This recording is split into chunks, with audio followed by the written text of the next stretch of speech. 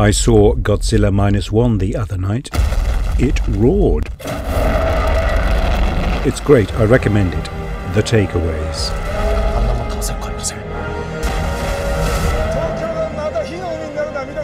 But before the takeaways, the story. So a Japanese kamikaze pilot lands on an island in the final days of World War II. He has bottled his final mission to dive bomb a carrier. Godzilla attacks the island, killing most of the Japanese ground crew. The pilot returns to Japan after the war, racked with guilt because he could have saved his ground crew. With Japan in ruins and his parents dead, he takes into his shattered home a woman who has herself taken in an orphan baby. As the late 1940s struggle on, the pilot continues to be racked with guilt, but ends up meeting Godzilla again as the monster starts to terrorize the Japanese mainland. Eventually, the civilians band together to take Godzilla down for good, and the pilot sees it as his opportunity for redemption and prepares to sacrifice himself in a kamikaze plane attack on the big monster. It's a great dramatic movie, all made for $15 million apparently. So quickly, the takeaways for me. The man. It is not about the monster.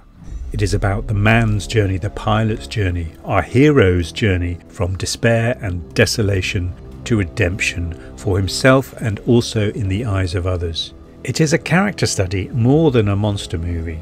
You learn about the man, his troubles, his despair, the justifiable misery of war, and it means all the more when he sets out to redeem himself and slay his inner demons. Secondly, the monster. Boy, Godzilla's a big scary bastard. The Hollywood versions have somehow let some affection for the monster slip into the movies. After all, why not? Even monsters are misunderstood these days. All they need is a little love and understanding. For God's sake, Godzilla even rescues San Francisco from the Mutas in the Hollywood version, but this Godzilla is one big, scary, angry, unforgiving, mother-plucking, relentless bastard. No mercy or appealing human traits here. This Godzilla Minus One monster serves as a reminder of what monsters should be like. Scary stuff, great stuff. It puts the back into monster. The next takeaway, it's very touching. It's of its time. Set in the 1940s, although no doubt many of the Japanese cultural observations went over my head, I can discern the basics. There are two scenes in particular where the naval commander and the scientist nerd explain aspects of the plan and what could happen to those civilians helping out, those involved in attacking the monster, and that is the possibility of death. There is no speech guilt-tripping the listeners into helping the mission to destroy Godzilla. In this post-war Japan, there is no patriotic glory in death. Rather, the naval commander and scientists invite the civilians to join the task. There's no nationalistic call to arms, to sacrifice for the good of the country. They will be doing it for their families, their children, the next generation. It shows a humbled, recovering world and a war-weary people who value life and are shaking off the militaristic die-with-honour mentality that took people to war in the first place. Then leading on from this, it is scenes like these, among others, that generate and emphasise a sense of community fighting against the Godzilla threat. There's no formal government involvement in the exercise. It is the people, the community that is coming together voluntarily to fight and protect the future. And following on from that, another little takeaway, there were no baddies in the story.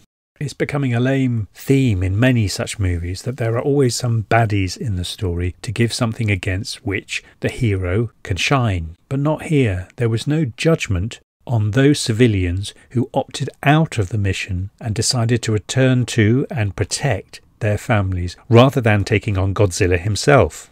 That was refreshing. And finally, family. The pilot builds a home for himself, or rather a family home is thrust upon him, but he takes on the responsibility of looking after the young woman and the kid, the child, the orphan. And the kid is great too, very sweet. It all makes it all the harder to watch, to see him leave his home and his adoptive daughter in order to give her a better future by taking on Godzilla.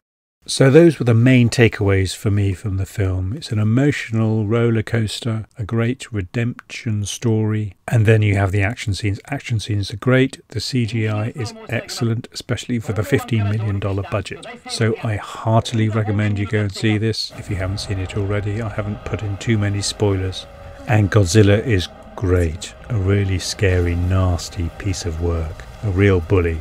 Thanks for tuning in. Like and subscribe and all that rubbish. Until the next time. Bye. Godzilla Minus One マイナスから